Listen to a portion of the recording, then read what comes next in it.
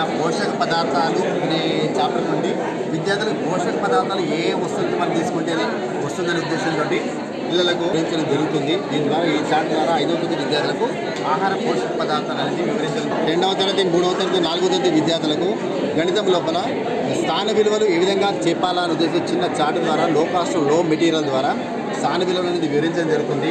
ఇక్కడ వేల స్థానం రాయడం జరుగుతుంది. ఇక్కడ వందల స్థానం, 10ల స్థానం, 1 స్థానం వివరించడం జరుగుతుంది. దీని సరిగ్గా ద్వారా 4వ తరగతి పరిసరాల విద్యార్థులకు గ్రామీణ విద్యార్థులకు విద్యార్థులకు సిగ్నల్ గురించి చెప్పడం జరుగుతుంది.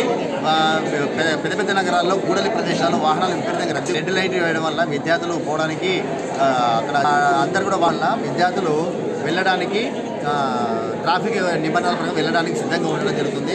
అదేవిధంగా గ్రీన్ బటన్ వేయడం వల్ల వాహనాలు అక్కడ ఉన్న వాహనాలు వెళ్ళడానికి సిద్ధంగా వెళుతూ ఉంటాయి. దీని ద్వారా పెద్ద పెద్ద నగరాల్లో కూడలి ప్రదేశాల్లో యాక్సిడెంట్ కాకుండా సిగ్నల్స్ పాటించడం వల్ల అక్కడ యాక్సిడెంట్ కావడానికి లేదని చెప్పేసి మనం 4